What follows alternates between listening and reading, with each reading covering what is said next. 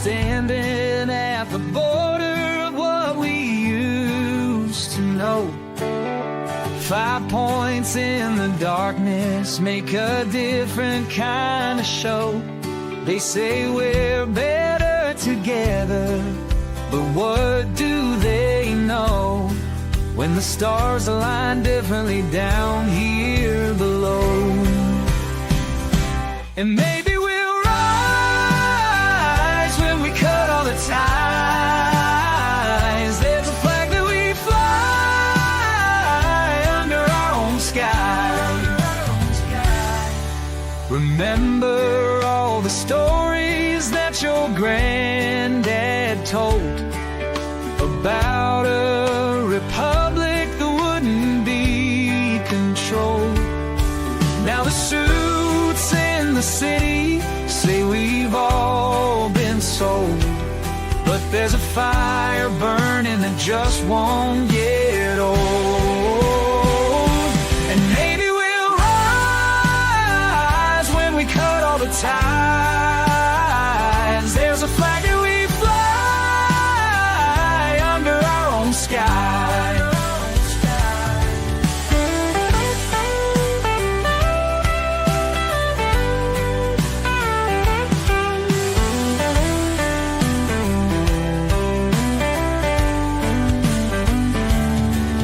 They draw their lines on paper, we draw ours in the sand. Some dreams are getting closer, while some don't understand. Don't understand. The highways stretch forever toward a setting sun, where cattle graze on memories of battles won.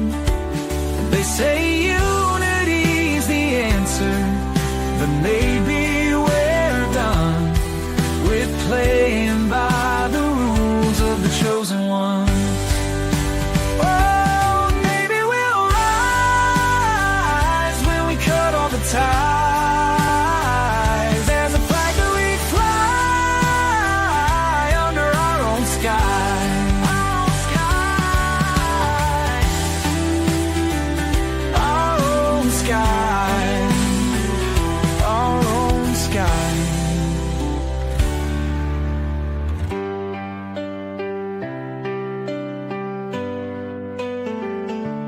Maybe we'll rise when we cut all the ties. There's a flag that we fly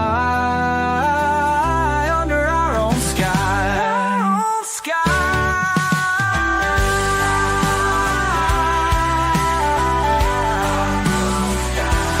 Our own sky.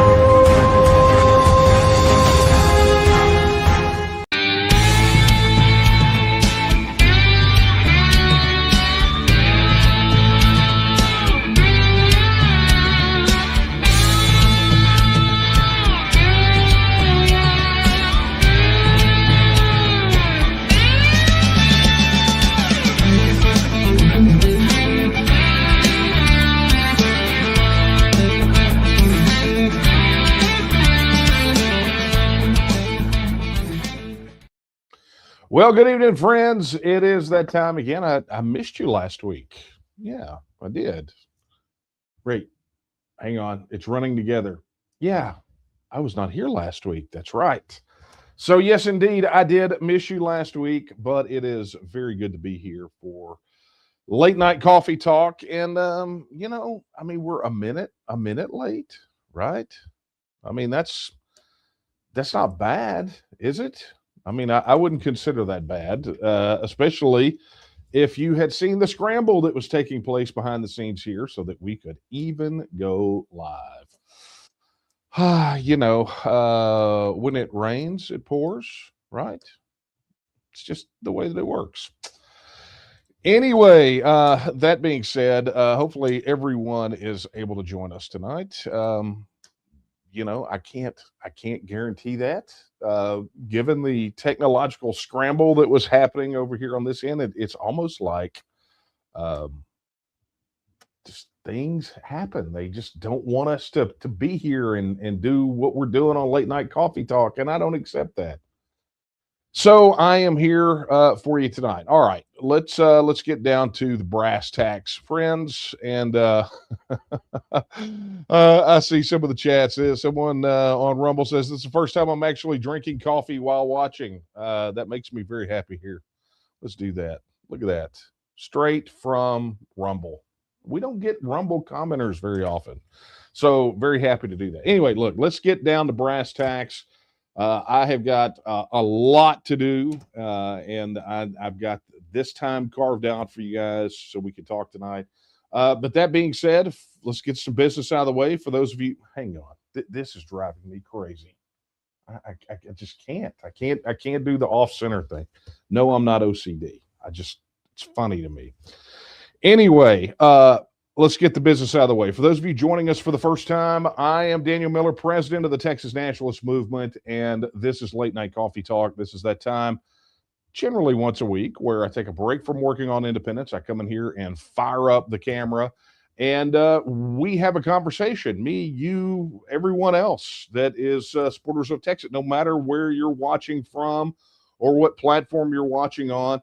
This is really low key, right? This is not some kind of formal sort of town hall thing. This is just me and my cup of coffee and you and everybody else. And you get to ask me questions and I answer them, or I talk about whatever I want to talk about. It's just how it works. Or if you run out of questions and I run out of things to say and I decide that I want to do instead of talking about doing, then, we wrap it up and go. Or if it calls for us to go longer, we go longer. It's that informal. So don't fret about that sort of thing. Anyway, if you would like to ask a question, it is easy, right? If you want to get your question answered, first thing, if you're watching on YouTube, be sure to drop your question in the chat. Be sure to also like and subscribe and hit that notification bell while you're there. And even if you come across this when it's not live, post a comment. It helps. It really, really helps us get the word out on those channels that really don't want us to get the word out. Okay, so please do that. If you're watching on Facebook, one of the two Facebook platform pages that we're on, be sure to, again, drop your comments or your questions in the chat, and be sure to like, share, and comment on this once it's all said and done. All of those help us out as well. If you're watching us on X, do all the X things, drop it in chat, share it, all that fun stuff. Same thing with Rumble, drop it in the chat. And then, of course, if you are, see, this is what I'm talking about. This is what I'm talking about. It's been one of those days, friends. Can you tell? Can you tell? Hang on just a second. Let's do that while I wind up resolving this particular issue tonight. Fun stuff. Anyway, if you have questions that you'd like to answer, be sure to drop them in. If you're watching on TNM Social, be sure to drop them in the chat there as well. And hey, that's what's cool, right? Everybody on TNM Social, you guys get your own special sort of Texian only chat room over there for this sort of thing. So be sure to drop your questions in the chat over there. How am I going to fix this camera? I'm over here being a solo operator. Anyway, we're just going to roll with it because that's what we do, is we roll with it, right? Nothing could stop us. Not if we're persistent and determined. We'll get it done. Let's see if we can figure this out really quickly. Oh, and we're good. Look at that. And we're back. That's it. That's all it took. Jiggle the handle, right? Thank you to Kara for that. Appreciate that. I told you guys, it's been a bit of an evening. Just a bit. Also, where did I leave off? If you want to submit your question via email, you can always do that at coffeetalk@thetnm.org. That's coffeetalk@thetnm.org.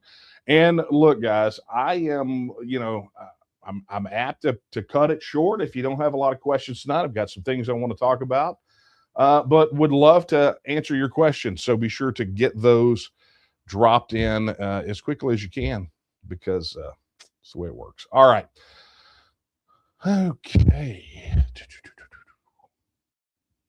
I love that. Really says you could still be heard on YouTube even though your image is lost. I was going to keep talking. Trust me. Having a piece of equipment fail and having to limp through something is not a reason to stop. It's not a reason to quit, not by any stretch of the imagination. All right, let's get down to it. I'm gonna while you guys get your questions in the chat, and look, it can range. Doesn't have to be about TEXIT. It could be about Texas politics, Texas culture, sort of current events, personal questions, whatever you want. I obviously forgot to set the scope, so there we go. I'm getting quite a few of these tonight. Tell you what, let's do this. Let's take the first question. We're going to take this from Mike Jackson, our good friend and Texian down in Angelina County. He says, will we be filing the Texas Independence Referendum Act resolution and or any other TNM resolutions in the precinct county conventions in March after the primary election? So for those of you who don't know, a little context, for those of you new to how party politics works here in Texas, after the primaries, which are going to be in March 3rd, right? Voting precincts hold their convention for the political party, in which they elect delegates to go to a county or Senate district convention, depending on how it works out. Long story short, those conventions elect delegates to send to the state convention, and the state convention then does state convention things. And not only do they send delegates at each stage, but they send resolutions, right? So your precinct can write a resolution saying, I want a vote, or the party should support a vote on Texas independence. And it would be sent on and voted on in the next level of convention, and a committee would determine whether to send it. And then all this parliamentary procedure on and on and on goes through this whole process until it goes to the state convention. Okay. And so understand that while most politicians ignore their party platforms, the fact of the matter is that you can, with effort, shape the narrative and sort of move the window on a whole host of issues that can eventually become policy. They can become law. Right. And you will see more and more now the grassroots demanding adherence by the politicians, these electeds that wear the party jersey, that they adhere to certain aspects of the platform. And you saw the Republican Party of Texas do this when they established a section of their platform called legislative priorities, basically saying these are the things we expect to get done by people that wear the R jersey. Okay. So that's a little context for it.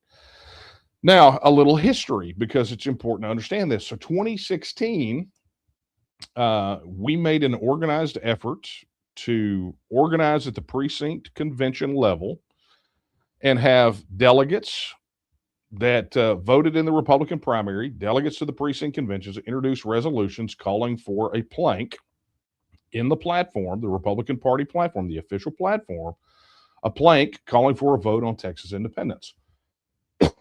And so that was great. But we fought that with our whole team and volunteers and activists just like you. We fought that thing all the way to the state convention. And when we got there, they tried to deny it. They pulled shenanigans like nobody has ever seen. I think there's entire write-ups about this thing on the Texian Partisan, but it really culminated in a floor fight. They tried to jerk the rug out from under what we knew 54% of Republican voters that wanted a vote on independence. They tried to jerk the rug out from under us on some parliamentary nonsense. And so Regina Ross, right, who is our membership director, got to the microphone very unassuming. They did not expect it from her. They called on her in the general session, and boom, she made a motion to amend the report from the platform committee and insert our resolution, which led to a very public floor fight over this issue. The speeches are all over the place. I think they're on our YouTube channel.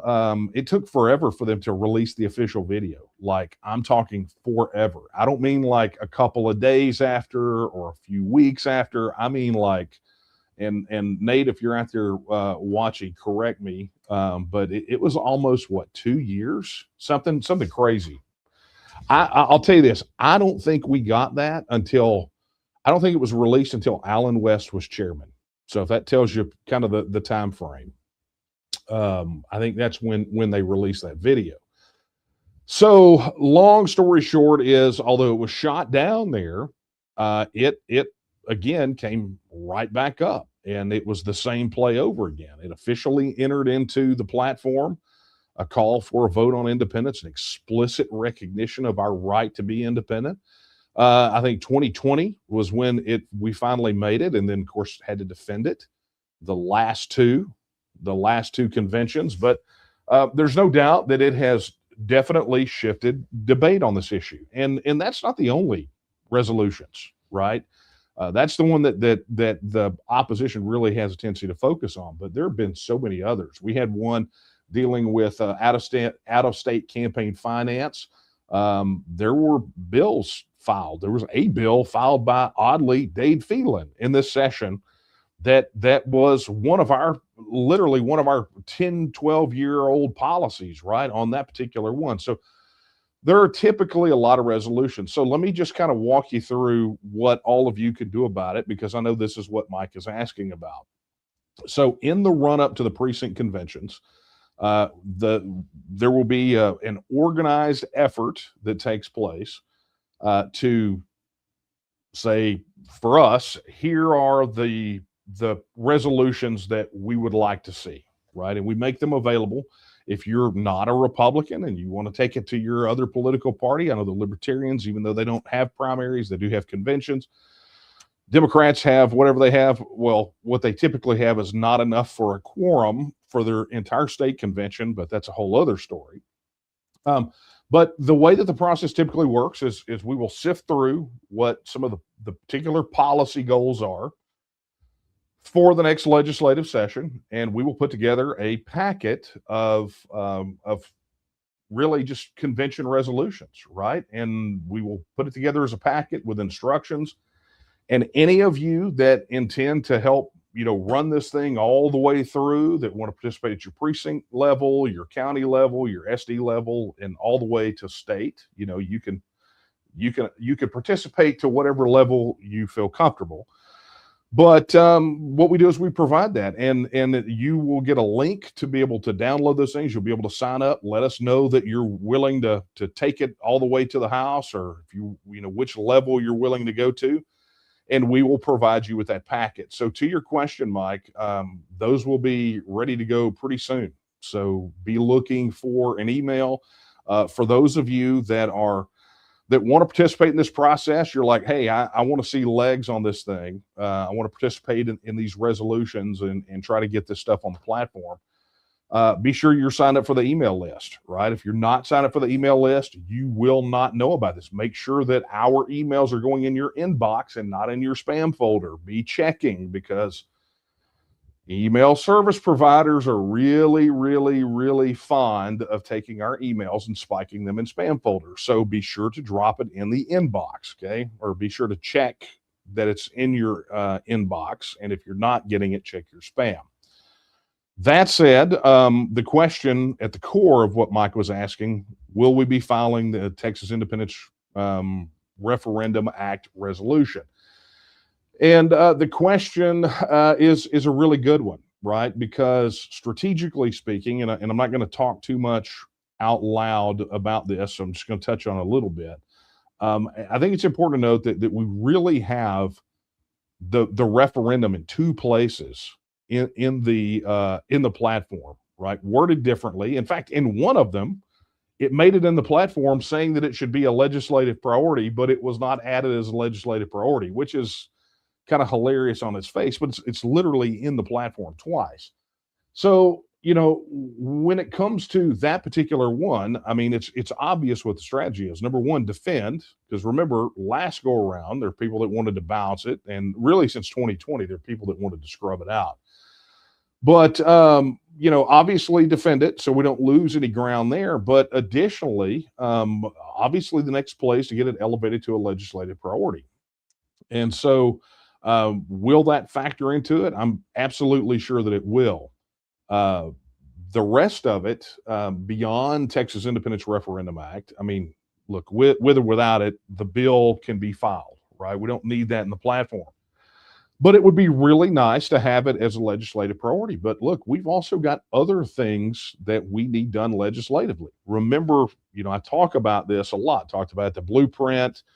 You guys are about to get some news that you're going to see some gaps filled where the blueprint is concerned for right here and now. But the thing that is what I would say kind of the running thread is that on any of these issues of Texas being operationally or structurally like a self-governing independent nation, the closer we can close that gap before the referendum, the better position we are in when the referendum comes and when we win it to transition to full self-governing nation state, right? I mean, that's just the reality. So closing those gaps. So, obviously there are going to be a lot of opportunities for us legislatively where that's concerned, and some may need some help through a platform and some, through a party platform, and some may not. Some may just be good policy. So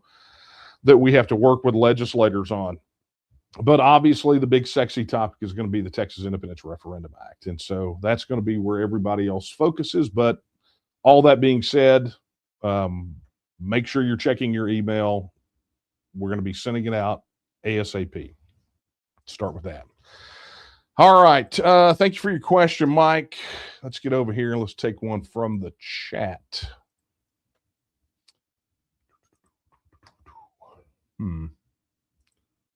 Interesting. All right. A couple of thank yous that I need to give out really quickly. Big thank you to Lori Brunig. Lori, thank you so much for your donation during the stream. It's very, very much appreciated. And to Eric Riddle as well. Thank you both very much for your contributions. And to John, thank you very much, John. Appreciate that. Our good buddy John Bolgiano, thank you for your contributions during the live stream. Let's see. Let's just make sure that we're all good over here. Yeah. All right. Let's take this.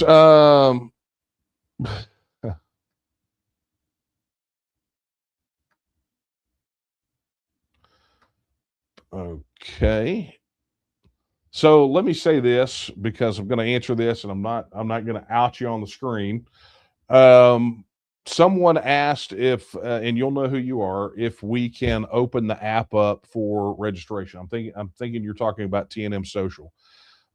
If you are having issues registering on TNM Social, just email. Let us know. That sounds perhaps like a technical issue, perhaps security software. We're trying to keep looky-loos and bots off of TNM Social. So just be sure to email us.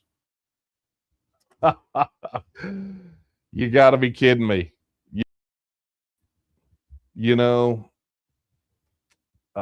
are days.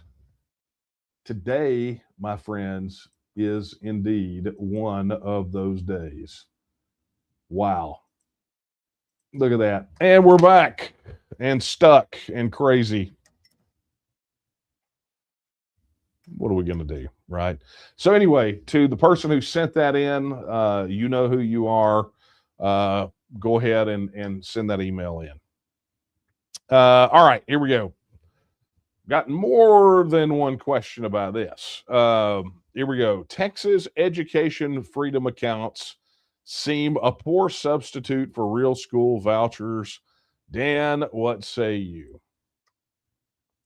And did Texas really enact a private schooling initiative? Funny that we got that via email and via chat. And that's not the only one. Look, I'll be honest with you. It has been weirdly one of the most asked questions as of late about this whole school choice thing, this alleged school choice thing. And I want to go back to, I'm going to draw your attention. If you have not gone through the archives of the Texas News Podcast, because remember, we are flipping from Texas News Podcast to the Texas First Podcast. But if you have not gone back and rewatched the interview that I did with Alan West, who is currently chairman of the Dallas County GOP, we talked very specifically about this school choice issue, about the legislation, the idea of school choice, and whether or not this particular legislation fit the definition of school choice. And I would like to encourage those of you who have some time. I think it was like a 40-minute interview or something like that. But we talked, it was when all of this voucher bill was in play. Okay. And the statement that I made at the time, I think has really aged like a fine wine at this point. Because strategically what they did was, regardless of what the bill said, right? It doesn't matter. Let's don't even talk about the guts of it yet. But they said this is a school choice bill.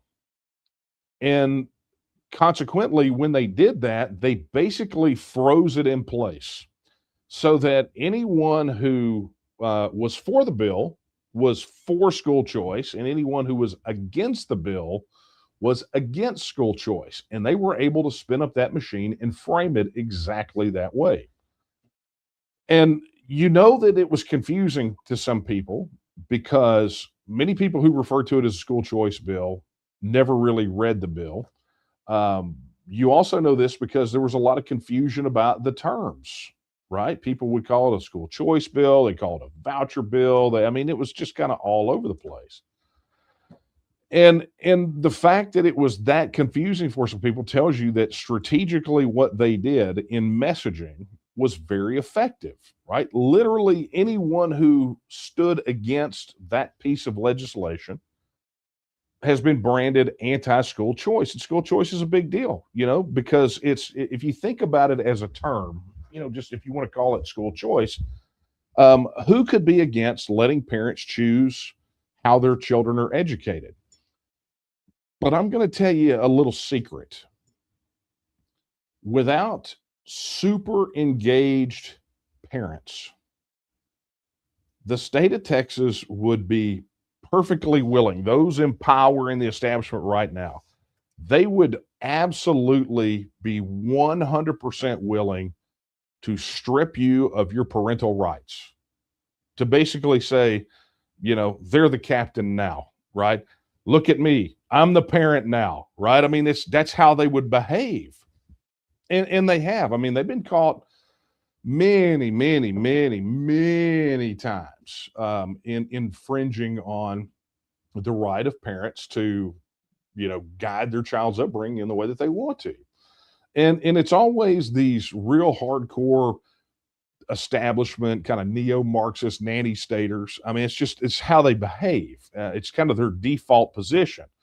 It takes a village. They're kind of that Hillary Clinton cloth, that it takes a village to raise a child. And you don't, as a parent, don't have any sort of specific exclusive right to be able to direct the education or the course of your child's life, to bring them up in the way that you see fit.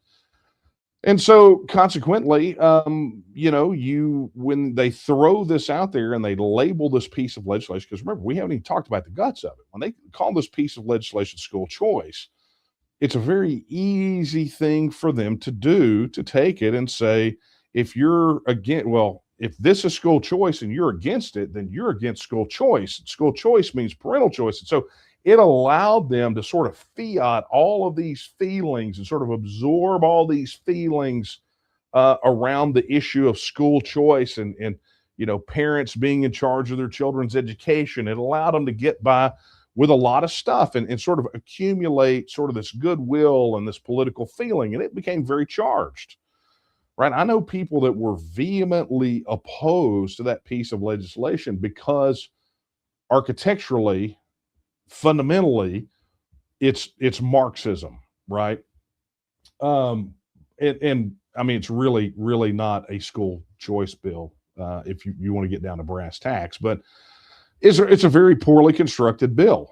It's just terrible. The mechanisms, everything, and I mean, we can get into that at some other point.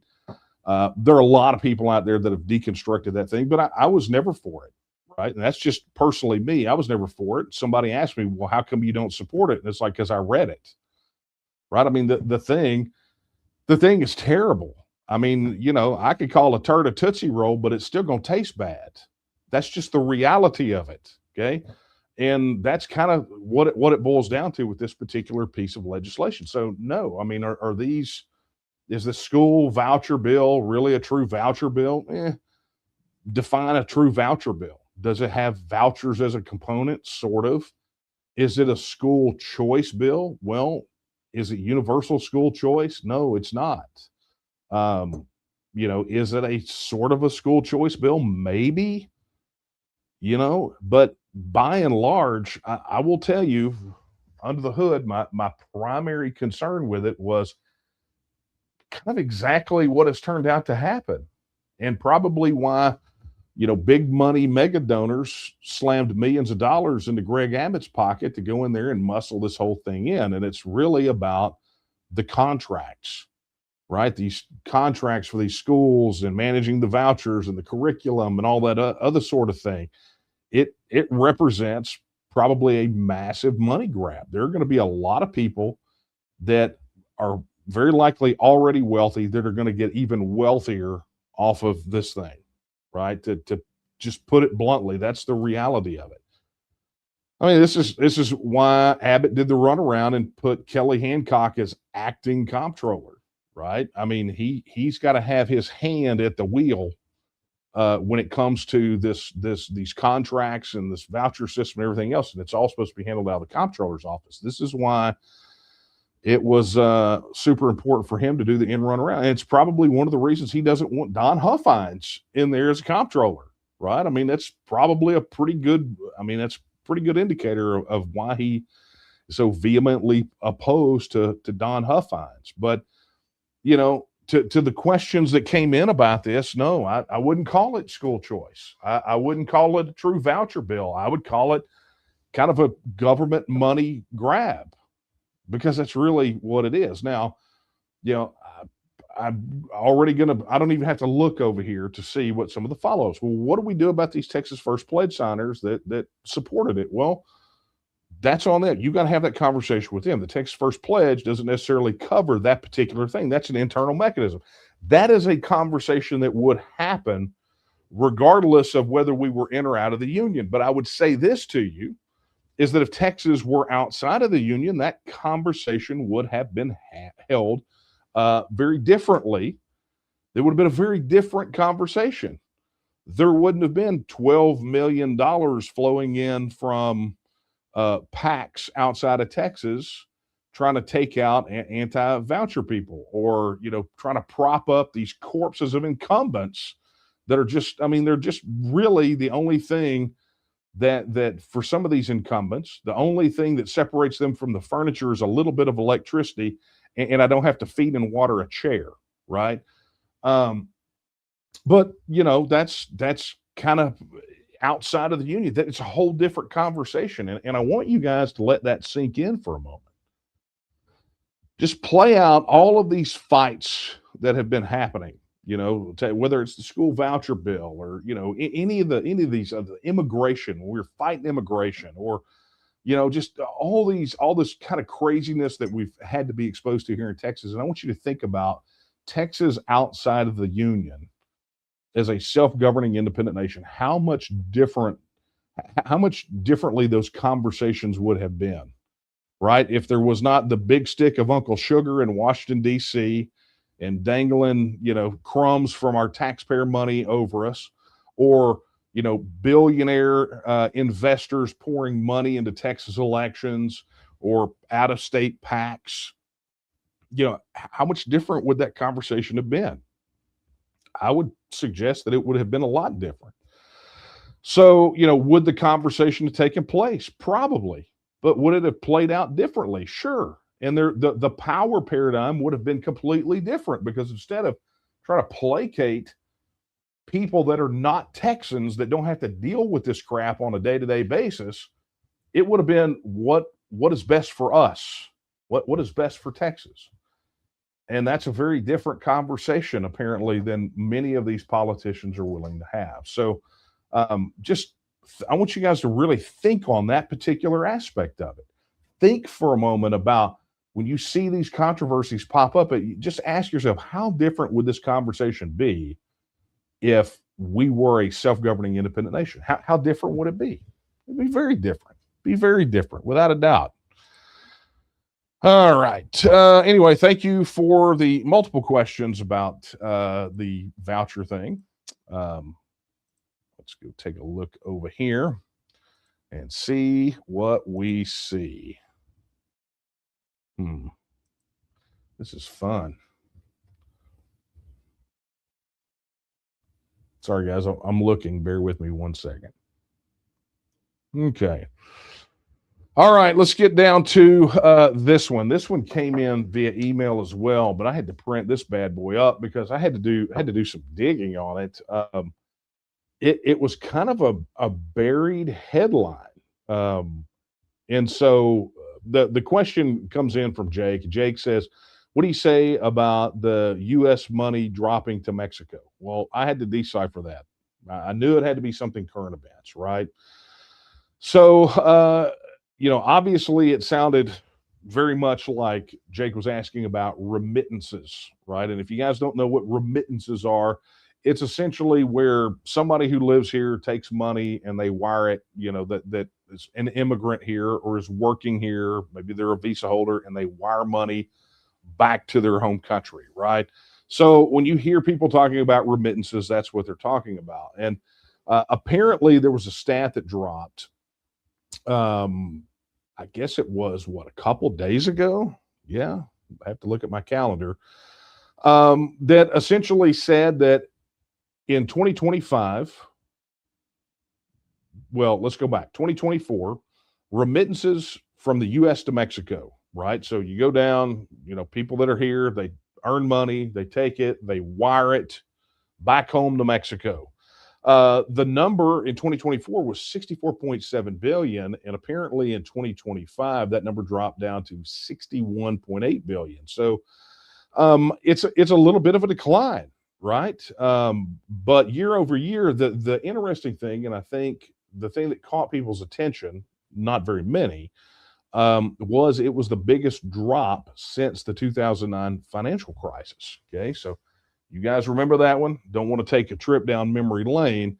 But interestingly enough, June 2025, there was like a 16.2% decline, right, in that 1 month. So it's pretty crazy when you think about that, because that amount, so that even that 61.8 billion, that still represents a little, pretty close to 3.5% of Mexico's GDP, right? So you're looking at remittances from the U.S. to Mexico being, 3.5 percentage points of your nation's entire gross domestic product. Well, there's Ross Perot's giant sucking sound. And for you whippersnappers who don't understand that, go look it up. But anyway, it's really interesting because, in having researched the answer to this, to understand, even to get a handle on why we were even talking about it, I had to take a trip down through, down the rabbit hole a bit on this particular issue. And I will admit, it's been a long time since I've visited this particular aspect of it, because I've always known it was lopsided. But the bottom line is, I think there is far more to unpack here, right? So what's interesting about it, and this goes to your point, Jake, I think that a lot of people are really focusing on the immigration crackdown as the sole driver for why those remittances are down, right? You hear a lot of people talking about, I say a lot, the people that are talking about this are really honing in on this and saying Trump's policies are working, right? They're saying the federal government, their deportation policies. Now, remember, they're saying this while Trump basically flew to white flag to Tim Walz and the Minnesota Mafia up there, and is withdrawing immigration enforcement from their entire state, thereby making Minnesota an entire sanctuary state. That's a whole other conversation. But there has been a tendency for those that have been commenting on this to really attribute this primarily to the immigration enforcement, and I could see where that would be an argument, but is it really? Like, of the 146,000 Mexicans that were removed from the United States, sent back to Mexico in 2025, is that really representative of 3.5 percentage points of the GDP of Mexico? I don't think so. But I can tell you this, and I think this is a kind of an important one that some people are missing, and that is, I'm just going to say it. There's no other way to say it. The economy is bad. It's bad. There are people that are doing okay, right? But I know every one of you folks feel it. I mean, the economy is not great. All of this that we heard about prices going down and we were going to combat inflation, it's not happening to the degree that is really affecting folks like us, right? Everyday hardworking men and women. The cost of living is getting higher. The federal government is spending more than ever and borrowing more than ever. And so I would, and I tell you what I'd like to do is I'd like to get Bob Murphy on a podcast to do, maybe we'll do an episode of the Texas First podcast, get economist Bob Murphy to really break this thing down. But look, there's been a massive slowdown in the U.S. labor market, right? It's been the slowest growth in the last 5 years. And when there's fewer jobs and when there's less money, then there's less to send back to Mexico. So, interestingly enough, though, and I think this is kind of interesting, is that in January of this year, there was a 1% tax placed on those remittances. So, is that really going to slow it down to that degree? I don't think so. At the end of the day, I don't think it's any one thing, but I definitely don't know that the prime driver is immigration enforcement. I don't think that it is, but we'll tuck into it a little bit more and find out. But Jake, thank you for sending that in. I always like when somebody sends a question and I have to do homework. It makes my day. Makes my day. Yes, and I see that. Eric is saying, Daniel, the inflation is killing seniors. It absolutely is. It is a very hard. It's a hard situation. Look, I'll say this because I can while I wait for my camera to come back online yet again, because why not? Yeah, it's totally down again. Oh well. But here's the bottom line, folks. Kara and I were talking just the other day, and as we were just literally talking about how the cost of living is utterly ridiculous.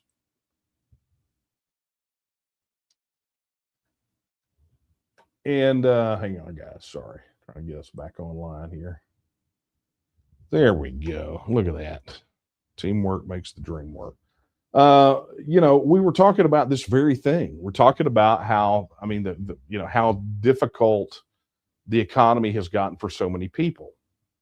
And we saw, I think it was another restaurant chain that had filed for bankruptcy or was shutting down or whatever it was. It was one of those, massive restaurant chains or whatever. And, what it reminded me of was the last fairly serious financial crisis in the United States. And at the time, they talk about the 2007, mortgage collapse and all that. But you guys remember, 2007, 2008, 2009. That was rocky. 2010, 2011. Things were not great economically.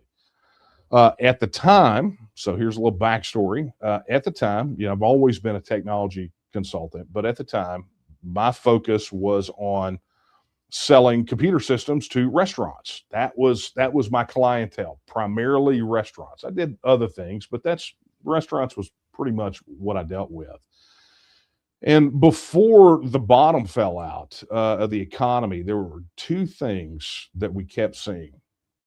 Number one, it first became increasingly difficult to get business credit for restaurants. So, these systems at the time for these restaurants, these were not insubstantial purchases, right? They were not, $250,000 things, but for a lot of these guys, it would be anywhere from, 16, 18 up to 25 or $30,000. That'd be a purchase for the restaurant. Okay. And, so they were not insubstantial. So often, you would have business lease companies that would offer or extend credit to these business owners, to these restaurant owners, to go ahead and finance these things out. And, they made financial sense for them to do that. But we noticed it became to the point where it was almost impossible. Like if they didn't have like that much money already just kind of floating around, there was no way they were going to get a lease. The credit restrictions were just impossible, right? But then the next thing that we started seeing was restaurants closing their doors, and not just small mom and pop operators, although they were affected probably more than anyone else, but significantly sized franchisees, multi-store owners. They started shutting down, right? Closing down, lock, stock, and barrel, everything done, all the employees gone. It would happen just like that. And they would have to start winding those things down. And, it became obvious that an economic indicator that things were not great was when you started seeing a lot of restaurants close down. And you think about it, it makes a lot of sense because, eating out is like the last luxury that people give up, right? People will go gather up change, and rather than go down to buy some vegetables at the HEB or the grocery store, they'll go get a taco at Taco Bell, right? That's kind of the last luxury that people give up when times get really, really, really hard, economically speaking. And so when that happens and people start giving that up, restaurant revenue slips. You take that, you combine that with what we have right now, which is an inflated dollar. It's not going as far as it did. They're pricing people out of the market. To buy a hamburger, you have to just about sell a kidney on eBay. That kind of stuff. Guys, I think we're in for a bumpy ride. And if that is the case, I would suggest that maybe this entire conversation that we had about remittances might be an indicator of something that's a little bit bigger than maybe just, hey, that immigration enforcement's working out. Let me talk to your friends and neighbors, your family. Ask them if things are harder economically now. If they're having tough times, check in on your neighbors. Okay. All right, let's get down to it. Tell you what I'm going to do. Let's see. Let's clear over here real quick. Oh, somebody let the cat out of the bag. Who let the cat out of the bag? Dan, what will you be speaking on for the Abbeville conference in March? I was going to announce it, but you kind of beat me to the punch, right? So It's not on the calendar yet, or maybe it is. I haven't checked. It's on my calendar, right? I don't know if it's on the TNM calendar, but I will be a guest speaker at the Abbeville Institute Conference in Montgomery, Alabama, next month, right in March. So we'll get details up on the side about that. But they're, obviously, because it's the 200th anniversary of the Declaration of Independence, they are going, and they, that's another thing. Let me just pause for a second. That's another thing sticks in my craw. It's not the 250th anniversary of America. It's not. It's the 250th anniversary of 13 colonies that stuck up their middle finger to the crown in England and said, now we're going to be 13 independent, self-governing states. That's what that is. It's the day they shot 13 middle fingers at the King of England, okay? It's not the birth of America, the 250th anniversary. It's not, okay? That being said, the Abbeville Institute is going to have a conference in Montgomery, Alabama next month, and they're going to be talking about the Jeffersonian ideals of the Declaration and how those apply to modern times. And I mean, it's going to be a phenomenal conference. I would encourage any of you that have the opportunity to do so, if you have an opportunity to go, do so, right? It'd be great to see some other Texans there as well, but we'll get details up on the site, and we'll get that done, Ricky Tech. But how'd you know? That's a bit of a spoiler. Anyway, I'm very much, just all kidding aside, I'm very much looking forward to it. It's a really good lesson, right? Because not a lesson. It's a really good opportunity, because I've said on more than one occasion, I believe that there has been too much of a gap between academics and practitioners on the issue of self-determination. And this is, I think, just a really phenomenal way to close that gap. And let me just go ahead right now and publicly extend my appreciation to Brian McClanahan for the invitation. I think I was really stunned to get it, and really happy to do so. We've talked about Brian on here on more than one occasion. He talks about us occasionally on his podcast as well.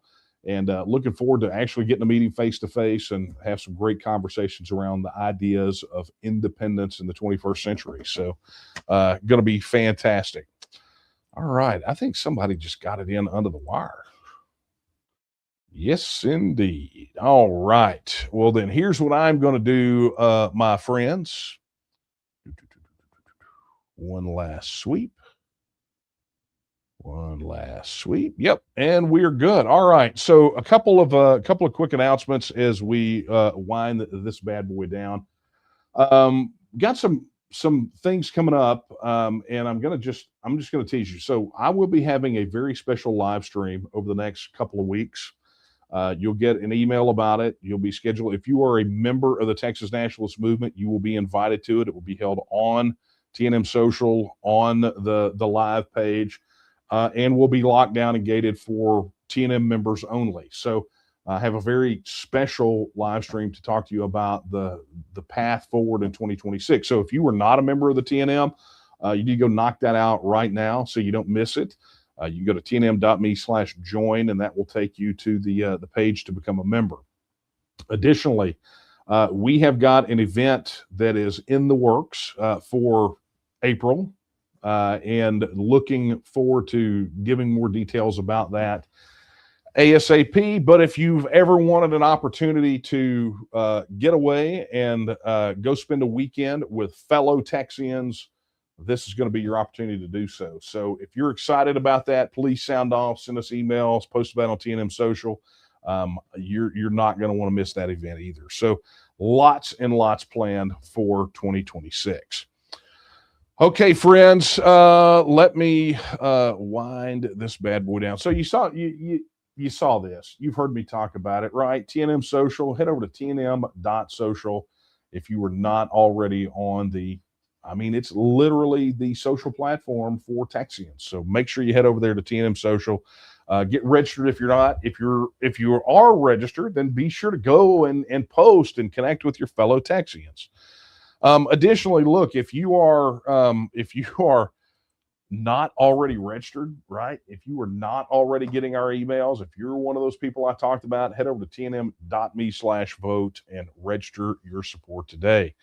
Hey, big thank you to every one of you out there that has spent time in the Texian store, right? Getting that great TEXIT gear and the Texian merch.